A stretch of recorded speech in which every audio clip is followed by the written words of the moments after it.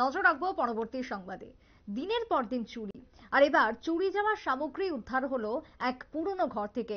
বিশেষ করে শান্তির বাজারের দুঃখিত সাবরুমের যে খবর উঠে আসছে, মনু দ্বাদশ শ্রেণী বিদ্যালয় থেকে চুরি যাওয়া সামগ্রী এবার উদ্ধার করা হলো মনুবাজার পুরাতন থানার ঘর থেকে। ঘটনাকে কেন্দ্র করে চাঞ্চল্য।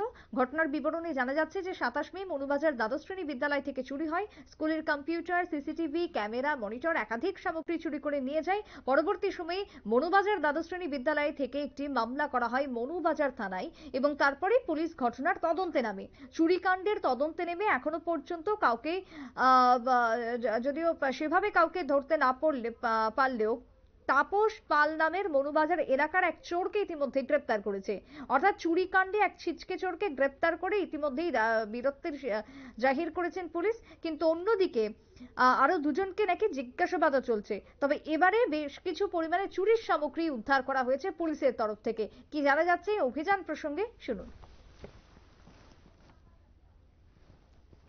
নমস্কার স্যার, আজকে মনুবাজার থানা কিছু চুরির মাল রিকভারি করতে পেরেছে। এটা সম্পর্কে আপনার কি বক্তব্য স্যার?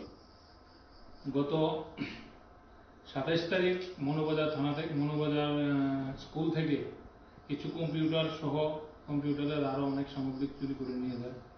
সেই মোতাবেক প্রথমে আমরা কিছু মাল উদ্ধার করি এবং আজকে গোপন সূত্রে প্রাপ্ত খবরের ভিত্তিতে তাপস পাল, যে এই চুরির ঘটনার সঙ্গে যুক্ত ছিল, তাকে আমরা অ্যারেস্ট করি। অ্যারেস্ট করার পর তাকে যখন জিজ্ঞাসাবাদ করা হয়, সে জানায় যে কিছু মাল সে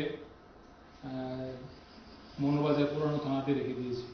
সেই মোতাবেক আমরা ওকে নিয়ে যাই। নিয়ে যাওয়ার পরে একটি মনিটর, একটি প্রিন্টার এবং একটা সিপিইউ এবং আরও 2-3টি সিপিইউ উদ্ধার করি এবং প্লাস একটি সিসিটিভি ক্যামেরাও উদ্ধার হয়। সিসিটিভি ক্যামেরার সঙ্গে আরও কিছু তার উদ্ধার করে আমরা নিয়ে আসি। এই ব্যাপারে সে নিজেই বয়ান দিয়েছে যে সে এবং সুব্রত মিলে এই চুরিকাণ্ড সংঘটিত করে।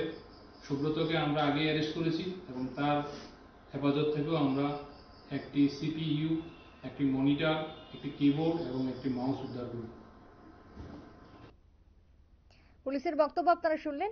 তবে সেই জায়গাতে ছিচকে চোরদের গ্রেপ্তার করলেও মূলত যারা রাঘব বোয়াল, যারা মাস্টারমাইন্ড, তারা এখনো পর্যন্ত অধরাই থাকছে, এমনটাও অভিযোগ উঠে আসছে বিভিন্ন মহল থেকে। ছোট্ট বিরতির পর ফিরে আসবো, সঙ্গে থাকুন।